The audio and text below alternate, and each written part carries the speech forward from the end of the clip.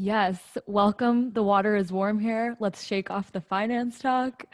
So this week I wrote a story looking into how fundraising has changed since the beginning of the pandemic, but also just more generally over the past couple years.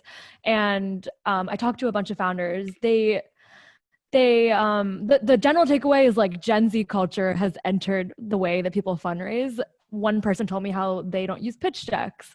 The other person told me that they got their first check because they went to Lolita Taub, a former principal at Backstage Capital, went to her tool on Notion, filled out the corresponding information and met their investor. And then obviously last week we talked about how a fund was put together over Zoom. So the way I boiled it down was that a lot of times we're seeing people take traction that they get on Twitter, the new public square of the pandemic, and turn it into a check. One example I have is, I'm sure you guys remember iMouth Eye, right? Oh yeah, gosh, that was a weird couple of days on Twitter. It was a weird couple of days. It got really big, crashed because it made some pretty big mistakes too.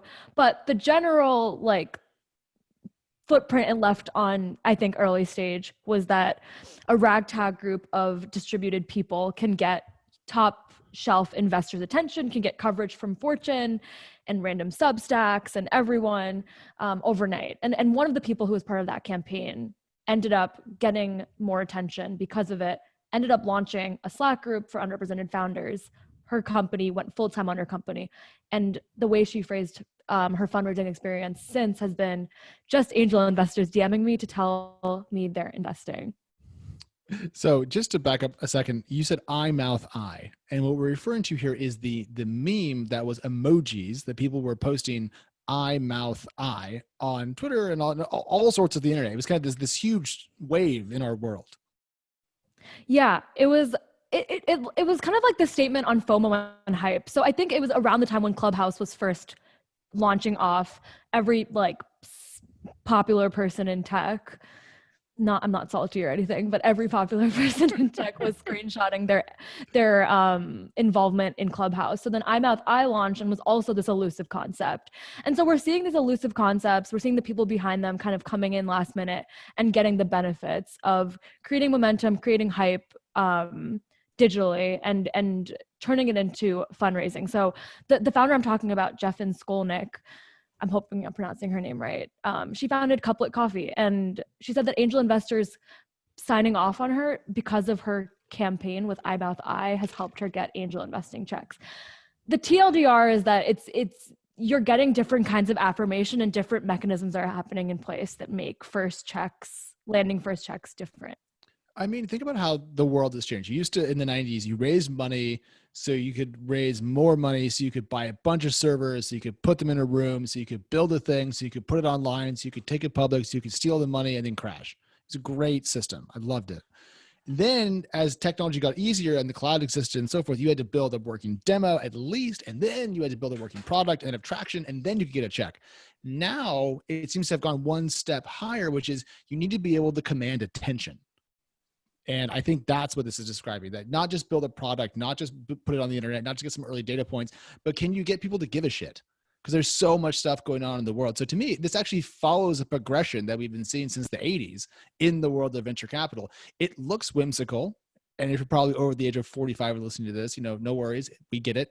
It's a little weird that an emoji triplet caused all this, discussion. It caught me by surprise. I was super late to it. I believe Shakespeare wrote an emoji triplet. That was his sort of meter. So I think it's actually quite historical, Alex. But to me, that was my best joke of the day.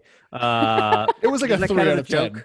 Was it an iambic pentameter joke? I am making it. And he wrote couplets, not triplets. Anyways. But I will say I'll believe it.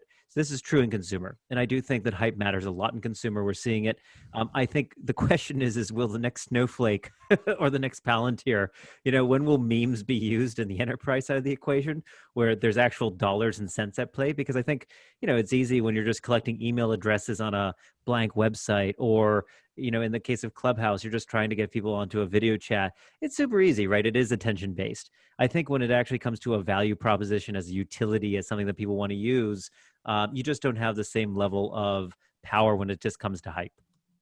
I totally agree. I think that the power of memes is because so many underrepresented founders don't even get the chance to show their value down the road. There's so many probably potential snowflakes that never got funded in the first place because they weren't able to break through the natural networks in place in the valley. So when I look at memes, I think their superpower as like a tool to get attention, and you can't stop proving it once you get that first check. But that's true for any startup. I see memes as like another example of like how venture and access to it is being democratized.